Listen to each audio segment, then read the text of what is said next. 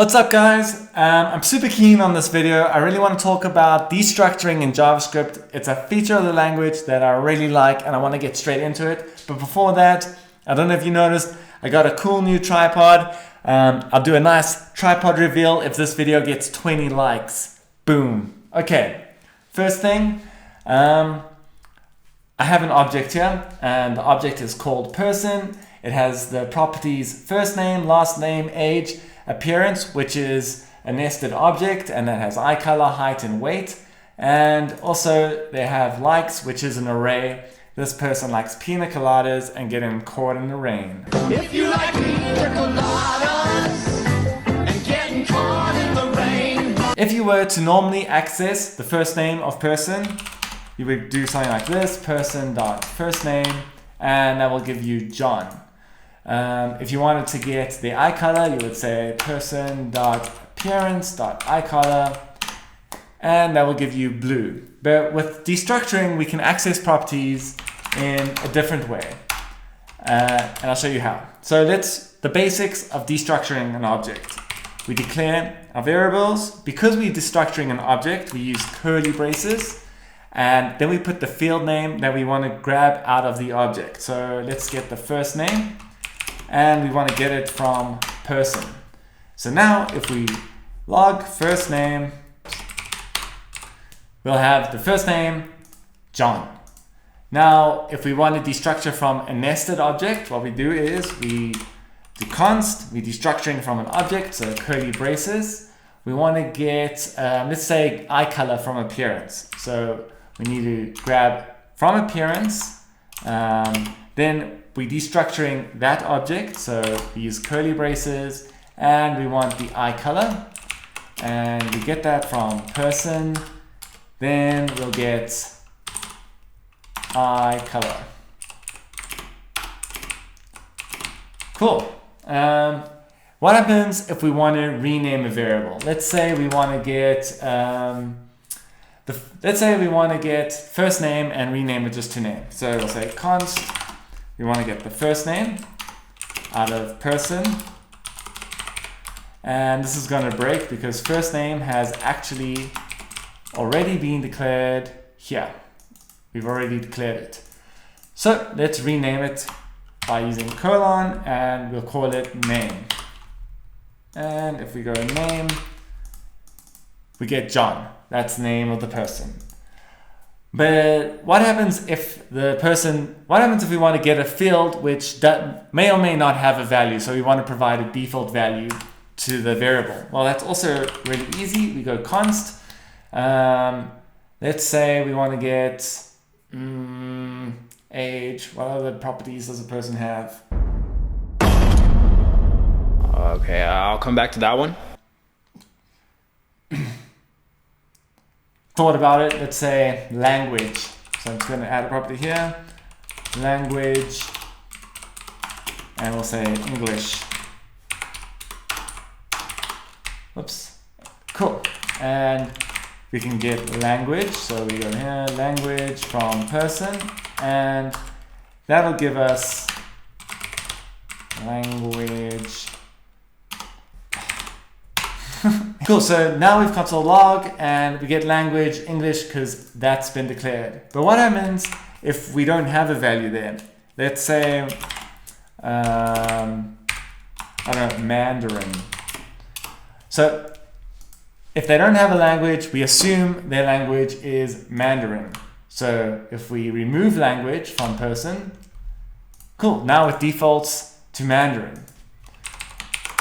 So what happens now if we want to rename and use the default value? Well, that's also really easy. So what we can do is we can say const, let's do language again, and let's say we want to call it speaks.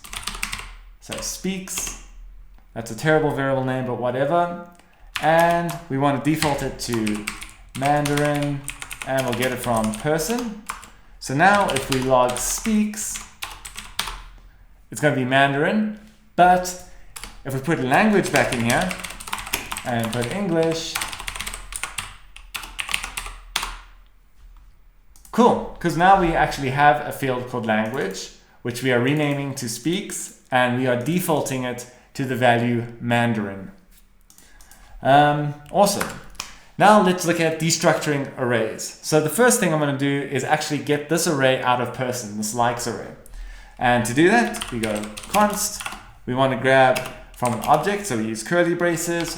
We want to get the likes field out of person. And if we log that, log likes, cool, we get our array, pina coladas and getting caught in the rain. So if we want to destructure the array, let's say first like, so we can say const first like and second like, and then we say likes.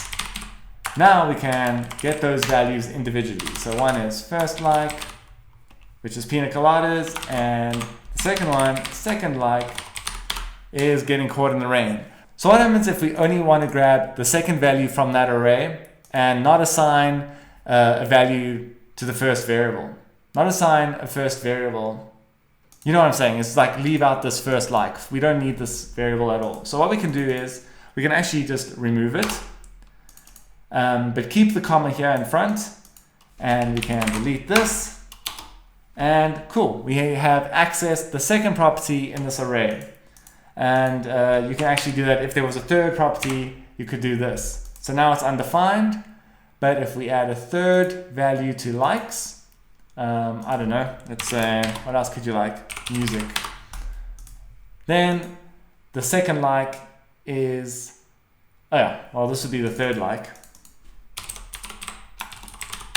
The third like, which is music, because we have comma, comma, third like. Oh, that was from the previous video. Cool, so let's look at destructuring an array inside an object. So we can actually get the third like from person by doing it this way. I'm just gonna go back here. So we want to get from the likes, which is, so we're destructuring an object, then we are destructuring an array. So we go colon, and we destructuring an array, so we use the square brackets. And then we want the third like. So we'll go comma, comma, third like, and we'll get that out of person. And if we just comment this out, because we're reusing variable names, and we log third like, cool. We are accessing likes here, then not this one, but this one. So we can also use destructuring in functions, and this is really cool. So the way we can do that is, let's make a function here. We'll just make a generic, like say hello, and that will take in a person. And we can just say console.log. We'll use temperate strings here. We'll say hello person.name, and then we can say you like,